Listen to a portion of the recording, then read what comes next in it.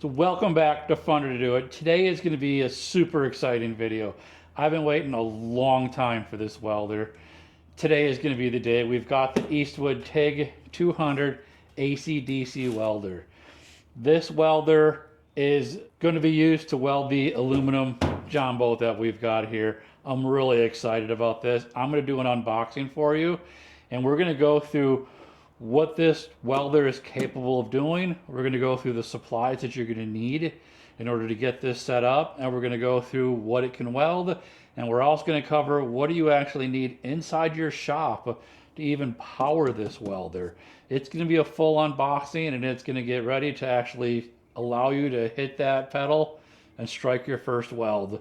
Stay tuned, it's going to be pretty fun.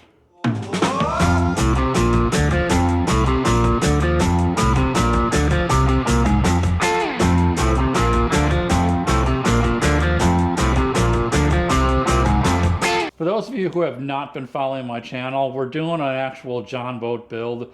It was supposed to be a budget build, but when we got into it, we found out there was just so many major repairs that need to get done to it that we kind of drifted off into doing a little bit more of an extensive repair. I'm still showing you how to do it and keeping it underneath the budget, but since I want to sell this boat, I want to make sure that I have something that a customer is going to be able to look at visually and say, yeah, that's nice and solid. Therefore, the best way to repair an aluminum boat is with a welder. This is the Eastwood TIG 200 AC/DC welder. This is the bare minimum that you're going to most likely need. This is the bare minimum that you'll have to buy in order to do any type of welding on aluminum as far as TIG goes. I'm not going to get into the MIG guns, the wire spool and everything else. You can buy those for the other welders, for other machines. But when you talk about a really thin hull like this, which is about 1/8 inch aluminum, you're probably not going to be able to do it with one of them spool guns. It's just too thin of metal. The spool guns is more for a thicker one. You can't control the heat the way you can with an actual TIG. So I'm going to go ahead, I'm going to get this out of the box, and I'm going to show you what it all came with and kind of all the nuances of what this welder can do. So let's go ahead and get it unboxed. Like I said, I'm super excited. I've been waiting a long time to actually get myself a welder that is capable of doing aluminum, and this one kind of gave me the perfect excuse to buy one. Now, Eastwood, if you're not familiar with it, it is a USA made company, very high quality. This has at 180, I think, or 100, I think it's 180 amps. This one is a 60% duty cycle. It's actually pretty good for a welder. That's how hard this is actually going to be working at that amount of amperage, and that's pretty good. Considering a lot of the Harbor Freight ones are running around about 20 or 30, that's pretty decent for a, let's call it a budget. It's not cheap, but it's considered a budget entry welder level welder. So to get that kind of duty cycle on it, it's actually a pretty good rating. So what we got here, let's just open the boxes as we open them. Now, it does come with, that's going to be the hose for your welding gas, a couple of different TIG rods. The green one most likely is going to be what we're going to be using for aluminum. Red is going to be for some stainless, not stainless, just metal. You do get a nice handy dandy argon gauge where you actually can set your pressures on for your actual weld, and this is going to monitor how much you have left in your tank. So it's a pretty good, it's a really heavy duty gauge. It's not the cheap, the cheaper, very thin one. It's actually got some good girth, good weight to it, so it's really good quality. The cool thing about this welder is capable of running off of both 110 and 220. Now, they give you the converter on it, so obviously you can plug your welder in here. So you can plug that into your 110 outlet. Now the caveat to that is, if you want to weld 110 off of here, you can only push about 120 amps off of this. So What does that mean when you're actually welding? What it means is 1/8 inch aluminum like this is pushing the limits of 110. You can do it, but it's right there. You're going to be about 90 to 110 amps when you're trying to do aluminum like this, a little bit lower. So 220 is your optimal. If you want to get the full 200 amps out of this one, you're going to have to go to that 220. You just have to jump up to it. So keep that in mind. If you're doing very thin aluminum, you can run this off of 110. Same thing for your steel. You're not going to be welding your thicker steel off of 110. It's going to go your lighter sheet metal, your automotive and stuff like that. And it's not a MIG welder. This is a stick welder. You're going to basically just be doing the old stick welding on it. So keep that in mind. This is not a MIG gun. So pretty cool. I like it. It comes with the hose for your gas. It does not come with an argon bottle. You do have to buy your argon bottle separately. Get the rest of the stuff out of here unless I can get that welder out. Yay. Pretty cool. I'm going to get this up on the top of my box so we can look at it a little bit closer. Unboxed. I mean, this is a very well-built machine. I'm super excited with this. Eastwood really sets you up to be able to hit the ground and just start TIG welding right away. Stick welding, we'll talk about that in a second, but I did buy it for TIG welding. So what they actually give you with it is you do have your ground clamp. Now a lot of the ground clamps that you get with a lot of the other ones are, let's just say they're not the greatest ground clamps. I've read a lot of complaints that they're very thin, they're very cheaply built, but this one actually has a pretty heavy duty ground clamp on there. Got a lot of spring to it. The cable actually feels nice and thick. That's going to be able to carry some decent current on here. And it's again like the standard twist connector on it. You got the twist connector to be able to connect up to your ground right on your machine right here. Like I said before, you've got the foot pedal controls. I've never used it, so I can't tell you how the foot pedal works. I've seen kind of mixed reviews on the usage of the pedal being a little bit tricky. It's not quite as precise as what people want, but it is an entry-level TIG welder. You can upgrade the pedal for it. These are all universal. You can upgrade and get a better pedal on it that gives you more control. Maybe it's easier to use. So keep that in mind. I think it'll probably be fine.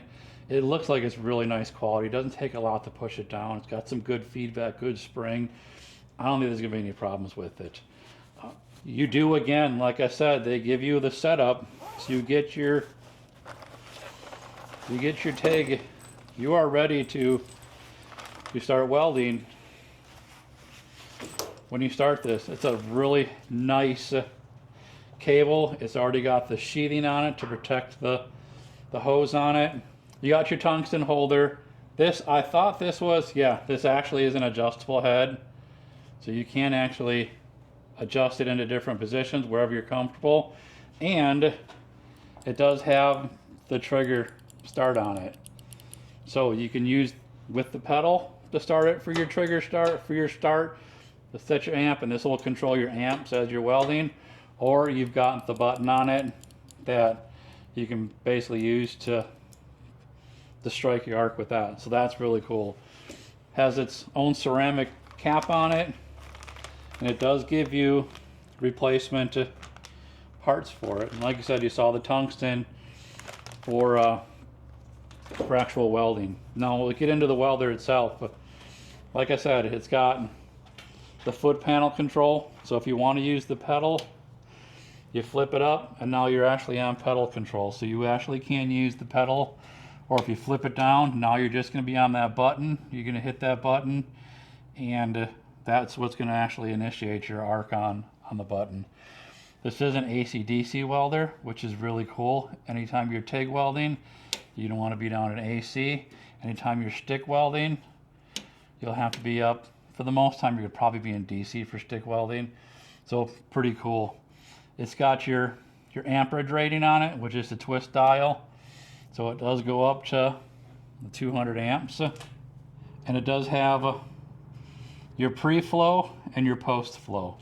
What that's going to do is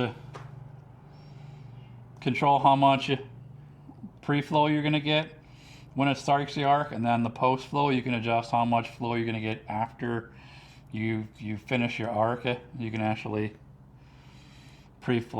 adjust your pre-flow on it, so it's pretty cool. I like it. It's a really cool little setup here. Of course, here's your inlet for your TIG. This is going to be the inlet for your stinger if you actually want to do some arc welding. Eastwood does not supply you with the arc welder, with the stinger for the arc welder. If you want an arc weld, you're going to have to buy that separately, and I do have one that I will show you separately for it. The weight on this is not super heavy, but it's probably not something you're going to want to lug around with you a lot. The other cool thing that Eastwood does, if you look at the top here, they all give you a material chart so you can see what kind of material you're welding. This one will go anything to a 1/16 of an inch for aluminum and a 1/16 of an inch on steel, and it'll go up to 3/16 thickness on stainless and 3/16 on aluminum. So it's a pretty decent range that this will actually do.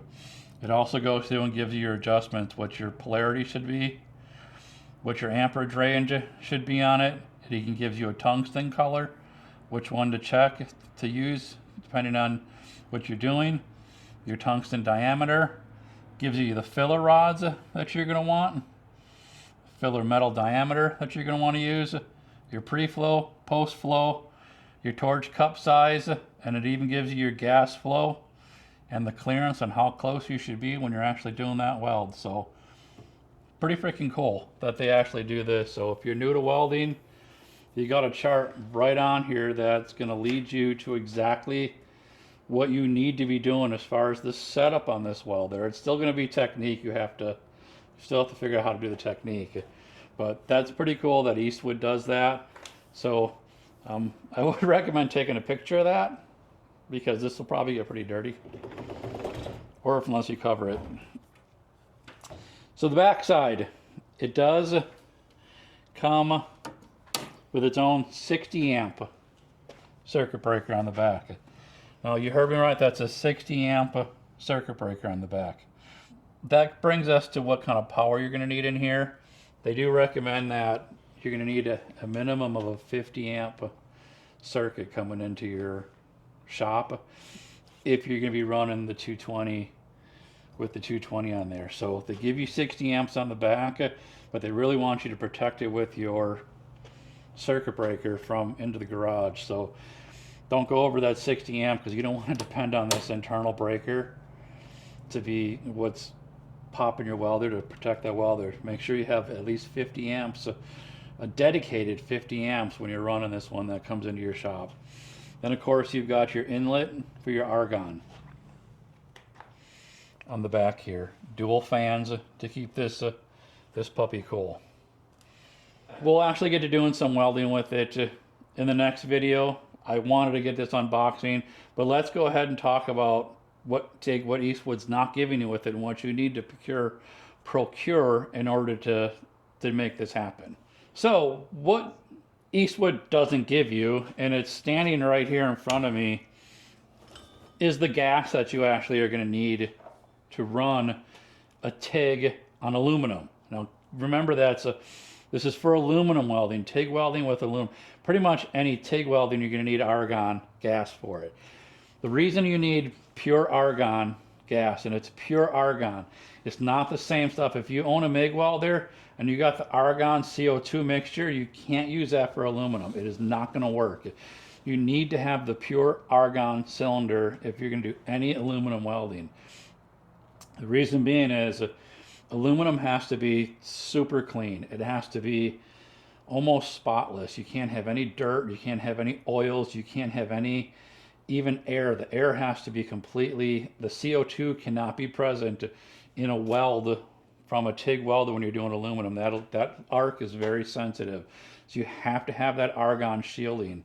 When you're welding, it's The argon's coming off there, it's surrounding that weld, and it's keeping all the impurities away from it and making for a good weld. If you use CO2, you can start getting porosity. You can start getting pops that are coming through that weld that are not going to make it good, because you can't use that CO2. It's going to contaminate your weld. So you do need pure argon. Most of your places, your welding supply companies, are going to carry the argon tanks. If you happen to have a Tractor Supply near your house, they also do an exchange program with argon, but check with them. Not all of them have the argon replacement on there. So just make sure you check with them. I have heard with Tractor Supply that they will only swap their tanks. So if you buy a tank, like I got this one from Airgas, I can't take this one to a Tractor Supply and swap it because it's not one of their tanks from their supplier. So keep that in mind. Ask the person that you're getting it, do you have to have a specific tank to do it with? If you're happy with that, great, go ahead and buy it from them. But I wanted to make sure that if I need to get gas, I can go wherever I need to. I bought this tank. This is a purchase tank, so I own this tank now. And when it runs out, I'll have to take it back. It's an exchange program. You give them the empty, they give you a new tank and charge you for the argon that's in it. The upfront cost is you have to purchase that tank. So when I bought this one, this tank cost me $250. When I take this in and exchange it, it's going to cost me $40 because I own the tank. Now the other thing with these tanks, if you're going to buy one from somebody on Facebook Marketplace, or a local person who's like, oh, I got a bunch of tanks, just remember, these have a 5-year shelf life on them, these tanks. The certification level only lasts 5 years. So it's 2025 right now, October of 2025. If I was to go out right now and find an October of 2019, they will not switch that tank out for me. That is an expired tank.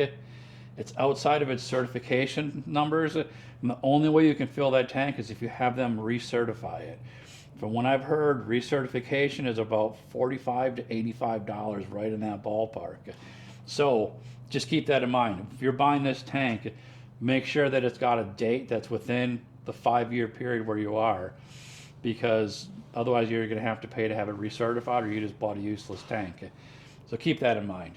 These tanks come in different sizes. This is a size 20 CFM, I believe.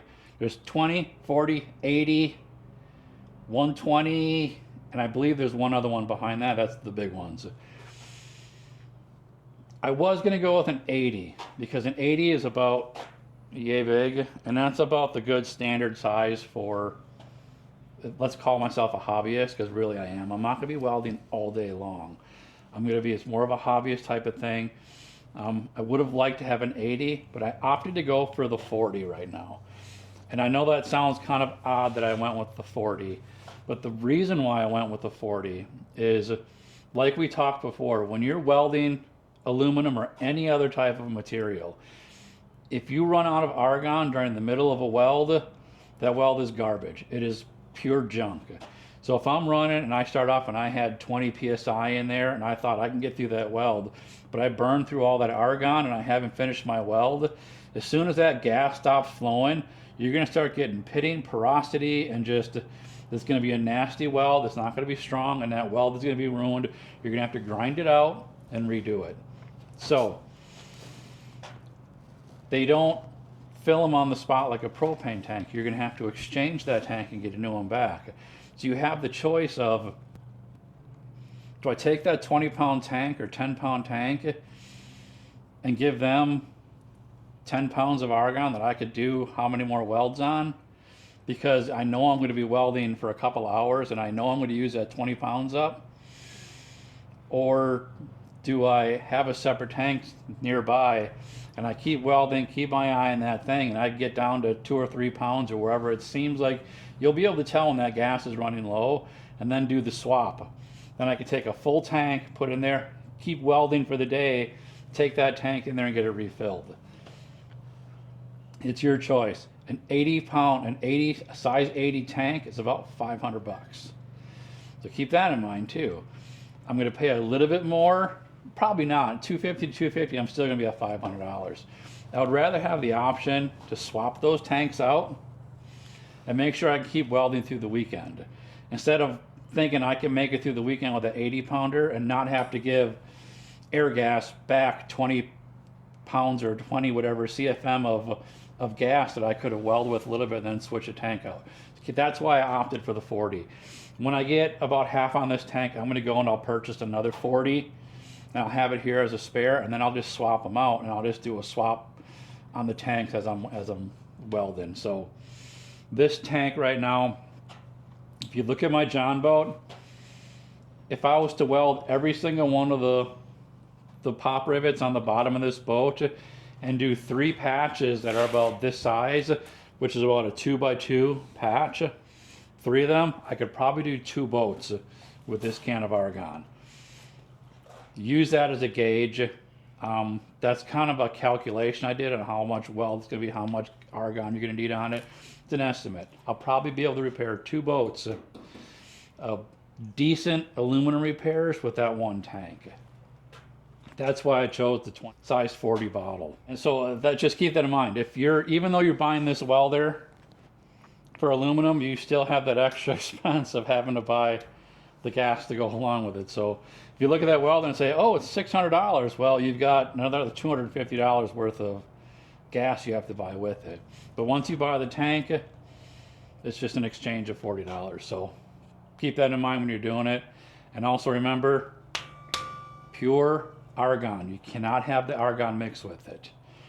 Let's get to the stick portion of it. So what do you not get also with this welder is a stinger for your stick welding, for your arc welding, let's just call it. I keep calling it stick welding. For your arc welding. That's the proper name for it, but we always call it stick welding. So what I've done, you can buy the stinger from Eastwood. Personally,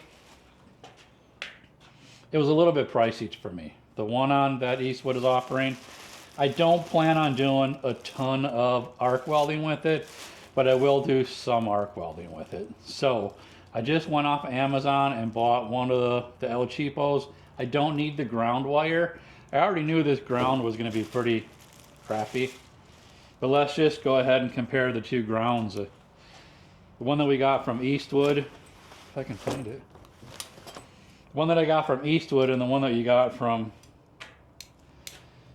and you can just see this one, the spring on this one is just, it's thicker metal. It doesn't have the copper clad joints in it. And you can even see the thickness of the cable. They look like they're the same. This one's a little bit thicker. Eastwood's a little bit thicker.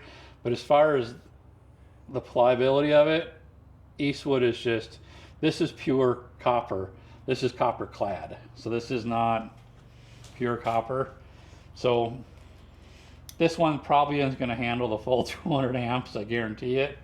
But I knew that I was getting a decent ground with it. The electrode holder, the stinger on this one, we'll give it a shot. We'll try it out. It was cheap for what I'm doing, but I did buy this off of Amazon for just a cheap little stinger that's going to work for now. I'm not going to do a whole lot of arc welding with this. I may do a couple of trailer repairs on it, and I really don't need that much amperage to do what I'm doing. It's just going to be smaller stuff. That's a pretty decent little electrode. This is copper clad again, so I'm not doing a lot of heavy duty long-term welding. It's going to be short little stringers, so this won't get too hot. This will go right into my Eastwood welder. It's got the standard twist connection on it. So keep that in mind. You are going to have to buy a stinger for it if you plan on doing any arc welding, which I do plan on doing some arc welding. I'll probably end up upgrading this in the future if I get into more stick welding. Maybe buy the Eastwood one, maybe build my own, because this really is just copper clad, copper wire and a stinger, so you might be able to just build your own. But we may end up getting into that later, so keep that in mind.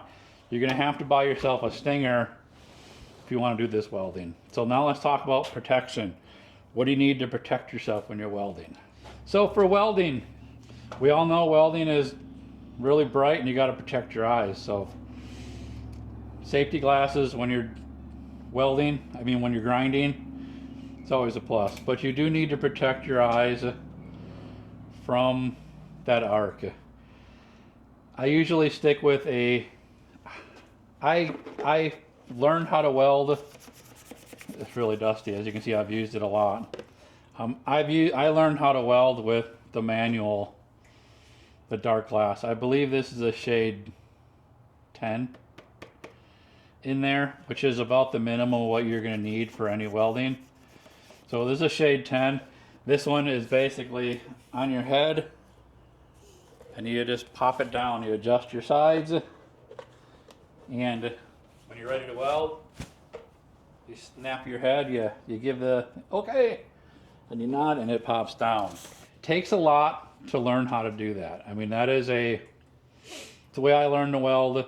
You really need to have everything set up, and before you strike that weld, click that down and start doing your weld. And it takes a lot of practice to learn how to do that. You can learn how to weld with one of these helmets, and you'll be the best welder on the block, I guarantee it, because it does take a ton of practice to learn how to be ready and be set with that weld right where you want to weld it, and then flip that helmet down and do it. But we live in a modern day age, and I know a lot of the people are going to have a helmet like this, the auto darkening helmet. They're not that expensive anymore. They sell them at Harbor Freight. They're pretty decent. This one even comes with the different shade settings. So you can set it to from 9 all the way up to 13. Now I tell you, if you're welding at 13, you're probably going to have a hard time seeing that weld. I usually do it around like the 10 or 11 is a shade I enjoyed to have. But the cool thing about this is you can have this helmet down, and when you're not welding, you can see through that like a pair of dark sunglasses. You can see exactly where your weld is. As soon as you strike the weld, that sensor up top there senses the weld, and it automatically darkens on you. So you don't have to do the flip. You just can get set up where you want and go ahead and start your arc, and it'll automatically darken on you. When you stop welding, it'll sense that you're not welding anymore, and it'll brighten back up, and you can see it and flip your helmet up. When you're learning, it's probably going to be cool to use this one. If you pick up a used helmet from somebody, make sure that that's working before you strike an arc on it and you're looking directly at that arc. I would put this on and look off to the side of that arc and strike the arc. Don't look straight at the arc. Strike the arc and make sure that helmet darkens on you. Just make sure that helmet is working properly, because you don't want to get welder's flash. You're not going to go blind, but you will go blind for a day or so. You'll see a lot of white crystally things. You will burn your retinas out, especially TIG welding. TIG welding is very bright. Very, very, very bright, and you will do damage to your eyes if you don't do it. So if you buy a secondhand helmet, just test it, make sure that helmet's working. Even if you buy a new helmet, test that helmet, make sure it's working before you trust your eyes looking straight at that weld and doing it. What's funny was that I actually did find this one in a storage unit, so I don't know if this one works. I will be testing this one off, so when we get to welding, I'll show you how I'm going to test it and make sure this one works. I don't know which one I'm going to use yet. I like the full face. That's the difference between these two again.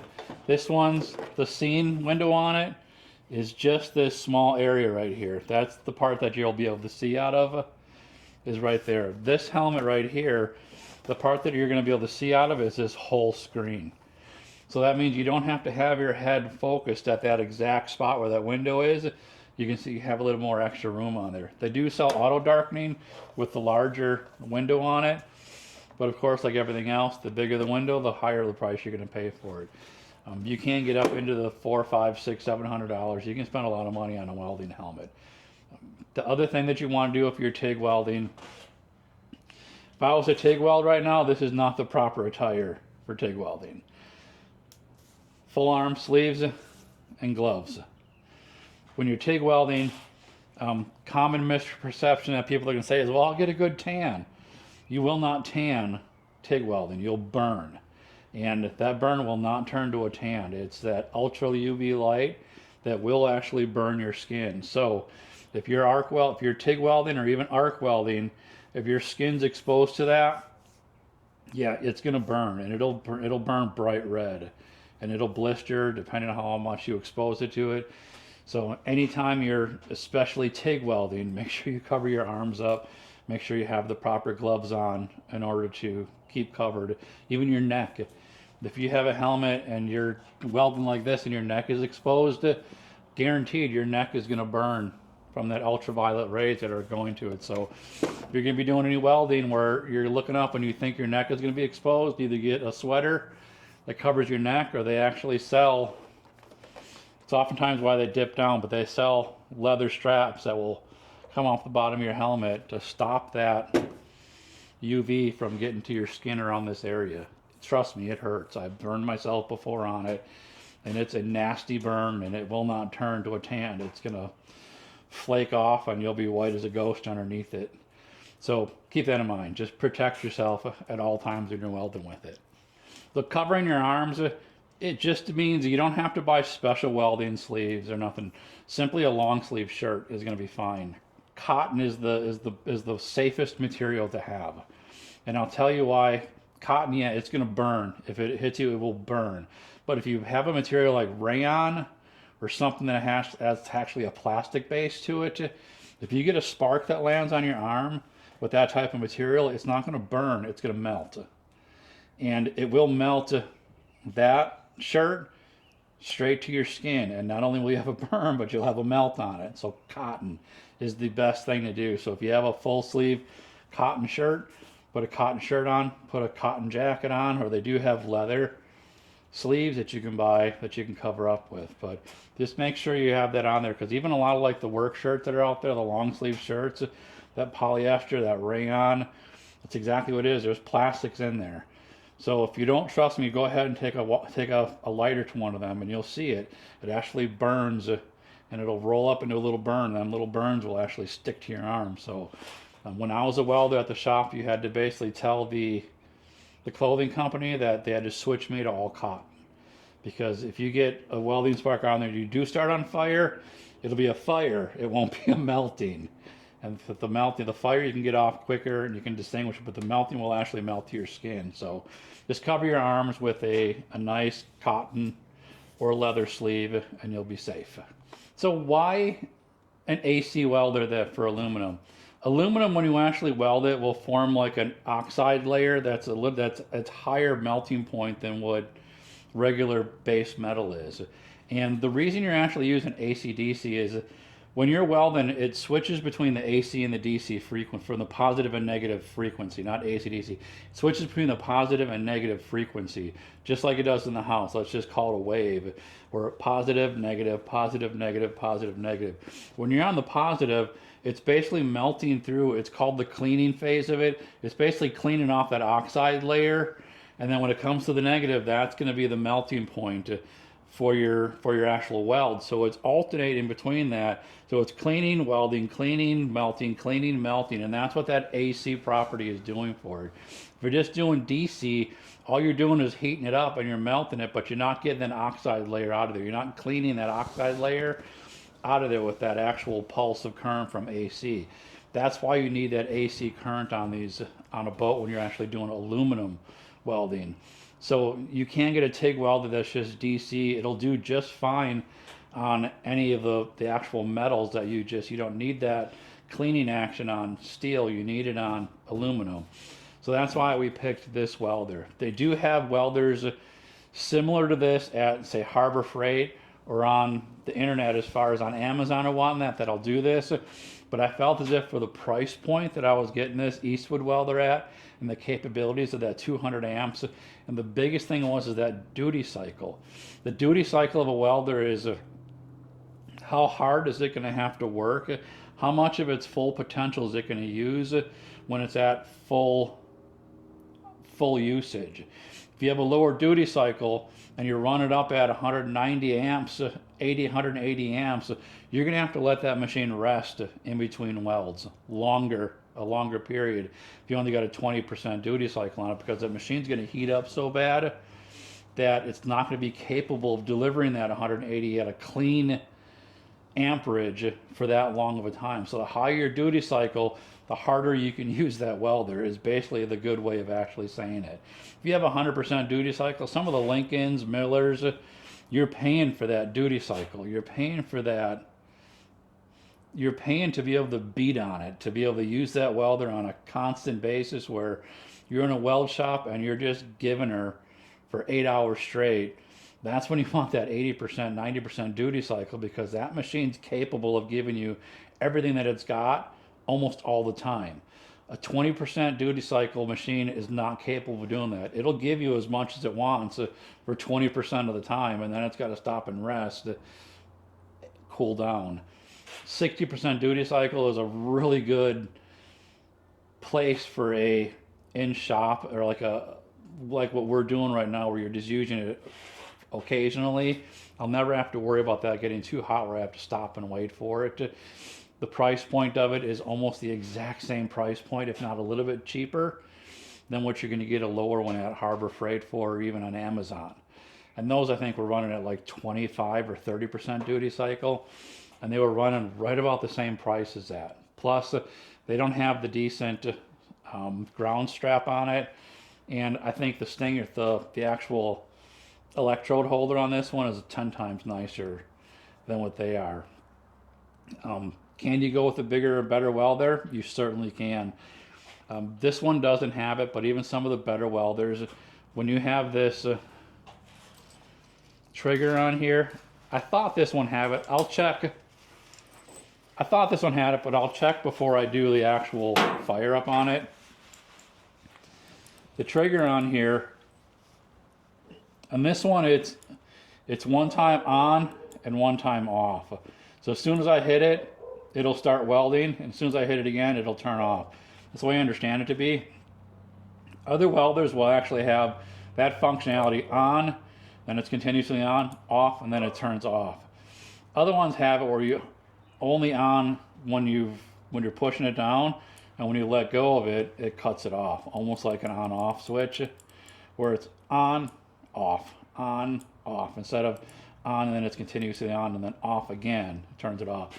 I don't think this one has that. I will check, because I don't see the actual switch function on it. Usually they have that on the front board on it, but I don't think this one has it, which doesn't really bother me because it's got the foot pedal, and I'm just happy with the foot pedal. But keep that in mind. The higher the welder you get, you probably will get that function where you'll be able to just do that quick little pulsing on it. I'm going to wrap this one up. I really want to start getting some welding done in here, but for now we're going to wrap this one up. I'm going to get everything set up on here, put up, lay down a couple of practice beads. Keep in mind, I was a welder in my past life. I was a welder for a good 2-3 years, but this was 20 years ago. Did a lot of stick welding. I did some of the MIG welding there, but I primarily I worked for a construction company. I did a lot of the arc welding, and I did a lot of the heavy duty MIG welding to rebuild buckets and everything else. I did learn how to TIG weld, so I do know how to do it, but I'm not in practice at all. Welding aluminum is a lot more precise, and it takes a lot more foot control to not blow through that aluminum on there. So I am going to do a little bit of practice before I jump on the camera doing some welding for you. But keep in mind, I will be doing some welding. We will be welding on this particular boat, and it will be with that machine right there. So go ahead and bookmark me. Hit that like button, hit that subscribe, hit that bell notification, because yeah, that Eastwood welder is going to get fired up, and we're going to do some pretty cool welding on this channel with that actual welder, and I am beyond excited about it. And you'll probably even see the old school flip down, because I'm still hooked on my heart is still hooked on that old welding helm. That welding helm was probably older than my kids are, so it's pretty cool. I'm pretty excited about that. So hey, I hope you like this video. It was a very simple one, but I had to show you that new welder. This boat is going to pay for that welder, and keep that in mind too. It is a budget build, but the only reason why my wife allowed me to buy that welder is because we're going to fix this boat, I'm going to sell it, and I'm going to make a profit on it, and it's going to pay for that welder. So keep that in mind. That's another way you can get fun toys, is by doing a little bit of work and picking up a fun toy. So I'm so excited to get started on it. Hit that like, hit that subscribe button. The next time you see me, we're going to be fixing the bottom of this boat and getting this thing seaworthy and finishing this one off with some paint and everything else on it. So hit that like and subscribe. Until then, get out and do some fishing, bike riding, whatever you want, and enjoy.